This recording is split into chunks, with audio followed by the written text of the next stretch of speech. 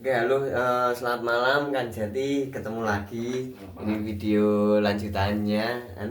Kita akan di sini video ini kali ini kita akan bahas ke arah tujuan kehidupan dulu.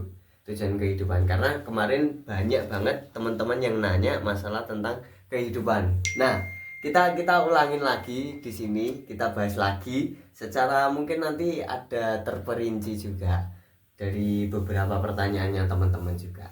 Nah, mungkin yang pertama, pertanyaan pertama adalah apa sih? Oh, ini pertanyaan ulangan ya kan? Karena belum banyak yang tahu apa sebenarnya tujuan atau makna hidup saya atau dirinya sendiri itu yang sebenarnya. Karena orang lain mempunyai kehidupan yang berbeda-beda. Kalau berdasarkan apa yang saya alami sendiri nih Mas, Iya, jadi tujuan dari manusia hidup itu sendiri adalah yang mencari tujuan itu sendiri. Nah, oke. karena setiap manusia itu mempunyai perjalanan hidupnya sendiri-sendiri, mempunyai panggilan jiwanya sendiri-sendiri, memiliki potensi atas apa yang dimilikinya sendiri-sendiri. Iya. Jadi kalau merujuk pada proses kehidupan di mana sebelum kita lahir ke dunia itu kita berada di alam kandungan, Mas, itu kan itu hanya cerita. Iya, Tapi betul. kita mengalami tetapi kita tidak bisa menjelaskan. Nah, season yang terjadi di dalam kehidupan kita saat lahir ke dunia itu juga sama. Itu adalah sebuah season yang terputus dan kita diberi satu potensi lembaran kertas putih. Hmm. Lalu dari situlah kita meniti kehidupan mulai dari lahir, anak-anak, remaja, dewasa sampai tua, kan seperti itu. Betul. Kalau kita bicara sangkan paran dimati, ya berarti dari mana kita berasal, terus kita lahir, kita remaja, dewasa, tua, mati, seperti apa yang tersirat pada tembang-tembang apa itu namanya, Mau coba mocopat, ya. seperti itu. Nah, dalam proses ini tujuan manusia hidup itu sendiri adalah mencari tujuan. Karena setiap manusia punya potensi kehidupan yang berbeda, maka disinilah tugas kita untuk mencari tujuan itu sendiri. Dan tujuan itu sendiri bisa ditemukan dalam proses pencarian jati diri. Oke. Dengan mengetahui setiap potensi yang ada di dalam kehidupan kita, dengan mengetahui pada akhirnya panggilan hidup kita. Dan Iya. indikasi-indikasi itu bisa kita cari, bisa kita pelajari, karena itu sesuatu yang real, bukan sesuatu yang tidak nyata, kan seperti itu. Oke. Seperti contohnya, kenapa kita mutlak untuk mengenali diri dengan baik, karena kita akan tahu potensi-potensi yang ada pada diri kita. Dalam artian kita itu mempunyai passion, mempunyai skill yang memungkinkan berbeda dengan orang lain, dan itu pada akhirnya kita berdayakan. Setelah kita berdayakan, step by step di setiap season kehidupan kita itu akan mempunyai tujuannya sendiri-sendiri yang pada akhirnya akan terakumulasi menjadi tujuan hidup. Oke. Jadi di situ prosesnya juga normal, prosesnya juga alami seperti pertumbuhan manusianya itu sendiri. Kecil, remaja, dewasa, orang tua, meninggal, kan seperti itu. Iya, betul. Nah, banyak orang di luar sana mungkin bisa jadi dia membahas tentang sangkan paran itu mati yang berbagai macam versi. Tapi kalau saya versi realnya, versi yang bahwa hidup itu ada kasunyatan, sangkan paran itu mati, ya dari kita lahir, hidup, mati, seperti itu. Okay. Maka kalau orang Jawa memetakan fase wong ki nek wis ngalami sing jenenge manak mantu mati, berarti tugasnya sudah selesai, kan seperti itu. Ya, udah clear. Karena di dalam 3 fase itu juga ada satu perhelatan Mas yang ditandai dengan sebuah kenyataan. Di mana saat kita itu melahirkan anak itu pasti juga akan dikerubuti banyak orang. Terus pada saat kita mantu, kalau wong Jawa mantu menikahkan anak, itu juga kita dikerubuti banyak orang. Betul. Sebagai persaksiannya seperti itu. Pada saat kita meninggal pun juga sama. Pasti kita akan dikerubuti oleh banyak orang. Yeah. Itu sudah menunjukkan bahwa fase kehidupan itu adalah sebuah kenyataan. Jadi sangkan paran mati kalau berdasarkan versi saya bukan sesuatu yang ganik-ganik, yang bertele-tele, malah justru kita bulat pada satu disiplin ilmu yang kita sulit untuk memahaminya. Karena hidup itu real, kasunyatan seperti itu. Maka tujuan dari manusia hidup itu adalah mencari tujuan itu sendiri, kan seperti itu. Mencari tujuan itu sendiri ya. Oke.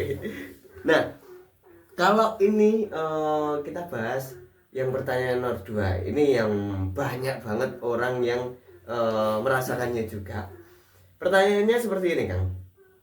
Mengapa saya atau diri saya sendiri selalu merasa hampa padahal sudah sukses secara materi? Nah, ini banyak banget orang yang udah kaya, udah sukses dalam segi materi, tapi dia kehidupannya merasa hampa. Nah, itu kembali pada hukum keseimbangan, bahwa hidup itu menetepi dualisme kehidupan atau menetapi hukum dualisme. Ya. Maka ada fisik, ada jiwa, ada spirit, ada nyata, kan seperti itu. Betul. Termasuk di dalam hal ini segala sesuatu itu sebetulnya mempunyai nilai, Mas. Jadi kalau materi, taruhlah kita bicara tentang uang. Uang itu kan kalau secara fisik kita melihat logam dan kertas. Terus kita menilai uang itu sebagai nilai tukar. Tetapi dalam sisi spiritnya, uang itu adalah sebuah potensi semangat.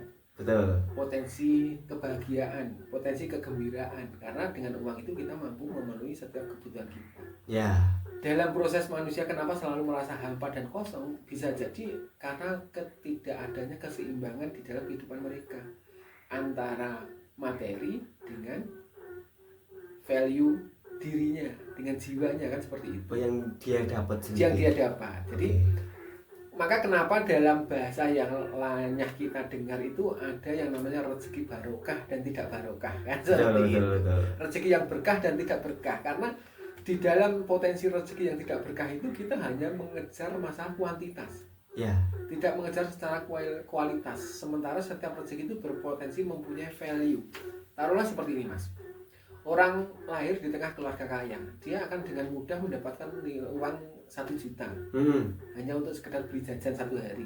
Betul. Sementara bagi sisi lain kehidupan, orang-orang yang katakanlah tidak mampu, untuk mendapatkan 1 juta itu mungkin dia butuh effort bahkan sampai sebulan 2 bulan. Iya, bahkan lebih. Bahkan lebih. Iya. Itu memberikan satu value yang berbeda saat orang memegang uang 1 juta hanya diberi oleh orang tuanya, lalu dia akan menghambur-hamburkan itu, yang pada akhirnya itu akan mengarah pada obsesi. Kesenangan setiap manusianya. Lah nek namanya nuruti kesenangan itu tidak ada habisnya, Mas. Betul. Maka saya perlu menceritakan kenapa orang itu terdegradasi menjadi orang-orang yang tidak semestinya, dalam arti dia punya kebiasaan-kebiasaan yang di luar nalar, misalnya seperti penyuka sesama jenis. Karena dia sangat mudah untuk mendapatkan kesenangan dengan sesama jenis, bisa jadi, Mas. Maka dia kesenangan itu kan tidak ada batasnya. Betul. Terus setelah dia turuti, dia akan mengarah pada hal-hal yang sebetulnya sangat keliru menurut kaidah. Dan akhirnya sesama jenis wis bosen. Akhirnya dengan lari ke talpot. Berbeda jenis wis bosen, akhirnya lari ke sesama jenis, kan. Iya, betul.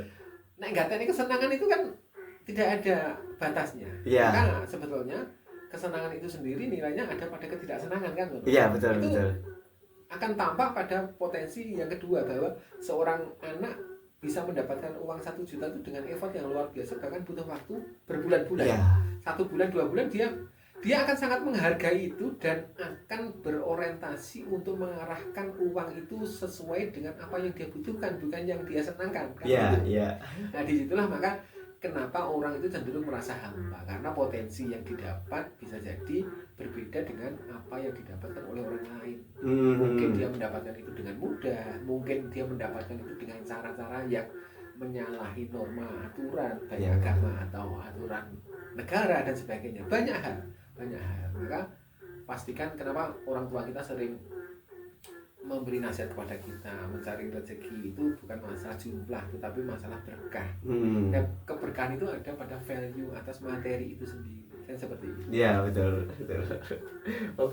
Nah jadi berarti lebih ke arah egonya masing-masing dan value yang dikejar apa sesuai dengan masing-masing individu tadi.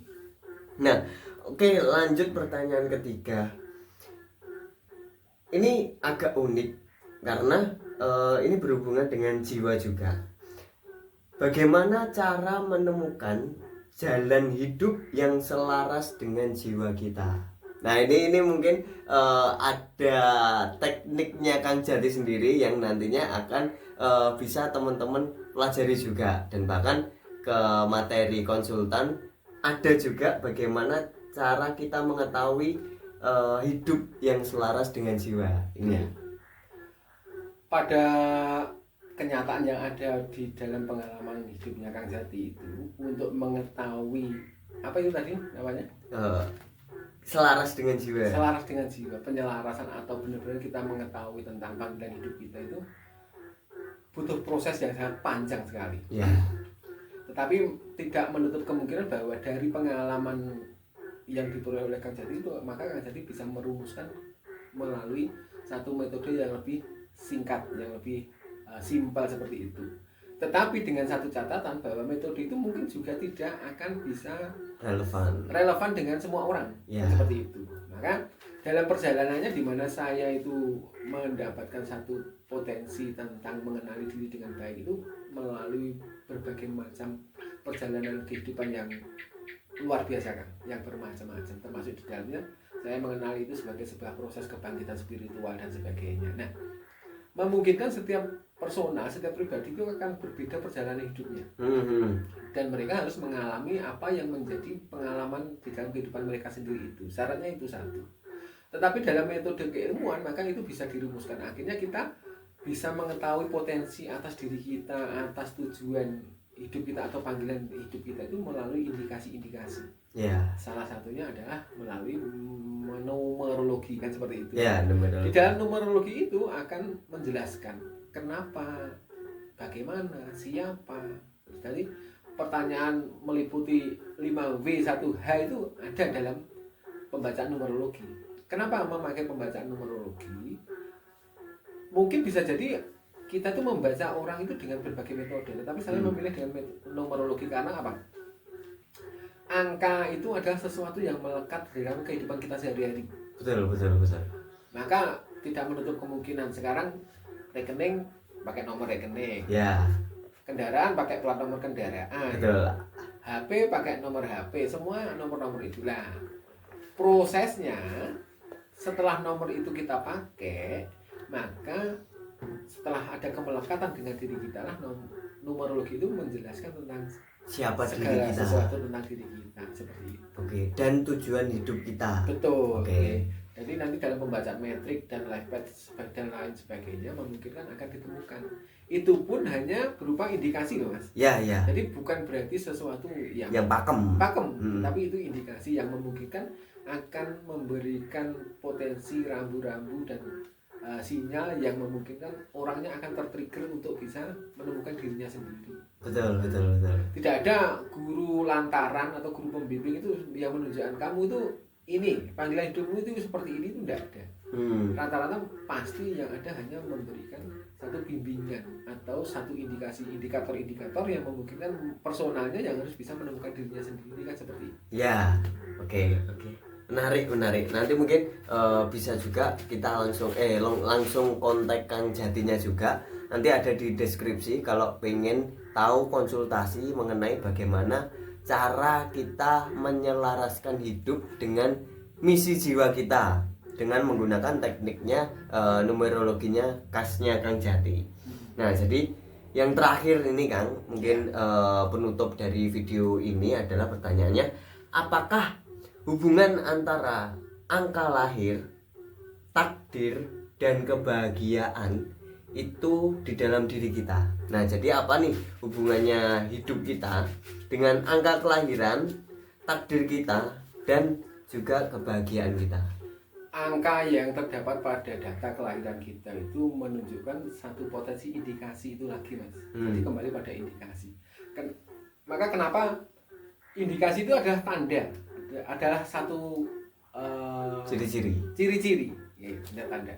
Jadi kenapa kehidupan itu pada akhirnya dipeta-petakan dalam ruang dan waktu, seperti contohnya hari, tanggal, itu kan batasan ruang dan waktu. Yang diciptakan oleh manusianya. Itu memungkinkan juga dari setiap bagian-bagian tanda-tanda itu mempunyai ciri, kan seperti itu. Maka kenapa tanggal lahir, tanggal, bulan, tahun kelahiran kita itu bisa menjadi satu indikator untuk kita menemukan diri kita. Nah, itu kalau dalam pelajaran astrologi pasti merujuk pada potensi perbintangan, potensi zodiak yang zodiak itu juga dipengaruhi oleh banyak hal, termasuk di dalamnya. Maka kalau kita sering nonton zodiak itu kan pasti, misalnya zodiak Anda Cancer, Ya, itu zodiak Sun kan seperti itu. betul, Nah, betul. jadi zodiak Moonnya apa? Pasti berbeda lagi. Nah, terus asendannya apa kan pasti Ya. berbeda lagi. Itu juga termasuk apa yang ada di pakem primbon orang Jawa. Oke. Anda lahir di hari apa? Pasarannya apa? Betul. Waktunya jam berapa? Jam berapa? Nah, kalau Anda lahir di waktu pagi di fajar itu masuk kategori julung kembang. Ya. Punya daya tarik yang luar biasa. Nanti kalau pas waktu surup itu julung caplok kan seperti Ya, itu. betul. Ada julung wujud macam-macam. Dan kalau di lebih mendalam lagi didasarkan pada pawukon, ini lahirnya pada wuku apa, berarti merujuk pada karakter yang bagaimana. Itu sebetulnya indikasi-indikasi berdasarkan kita mengamati fenomena alam. Oke. Jadi misalnya kan begini, kalau orang-orang yang lahir pada bulan-bulan Desember, Januari, Februari, itu pasti orang-orangnya pasti cenderung orang-orang yang punya semangat, orang-orang yang punya gairah yang bagus. Karena memungkinkan bulan-bulan itu adalah musim penghujan. Awal musim hujan. Awal Ya. musim penghujan, tanah subur, kondisi segala sesuatu melimpah kan seperti itu. Betul. Beda lagi orang-orang yang lahir di bulan-bulan Kekeringan. kering seperti itu, seperti September, Agustus dan sebagainya. Yeah. Biasanya bulan-bulan yang kering itu orang itu akan menunjukkan emosinya sendiri sesuai dengan tanda-tanda yang ada pada semesta kan seperti Betul. itu. Nah, itu juga akhirnya yang merupakan satu rujukan atau satu indikator-indikator yang bisa menciptakan secara karakter manusianya itu sendiri. Maka tanggal bulan lahir itu adalah data yang menunjukkan siapa kita kan. Iya. Kalau dalam pelajaran zodiak, ascendant itu termasuk wilayah di mana Anda tempat lahir kan seperti itu. Betul. Itu akan membentuk karakter, habit yang berbeda kan seperti itu. Maka saya kira kalau dalam pembahasan numerologi, termasuk numerologinya Kang Jati, walaupun Kang Jati itu memakai pakem yang berbeda dengan yang lain, saya kira akan merujuk pada hasil yang sama kan seperti itu. Jadi hubungan antara numerologi, data kelahiran Anda dengan kehidupan Anda itu memang dalam pembacaan indikator-indikator untuk mengenali diri itu memang sangat dominan seperti itu. Ya, betul. Nah, oke. Itu menarik nantinya di bahasan selanjutnya. Mungkin kita close dulu di video ini. Nanti kalau teman-teman suka dengan video ini mungkin bisa di like, komen, sama di subscribe. Dan kalaupun nantinya ada pertanyaan juga, monggo langsung silahkan ditulis di kolom komentar apapun tentang kehidupan, tentang numerologi, bahkan tentang spiritual. Nanti bisa dibahas di video selanjutnya. Matur suwun Kang Jati, terima kasih. Mungkin lanjut di video selanjutnya nanti. Sama-sama, terima kasih.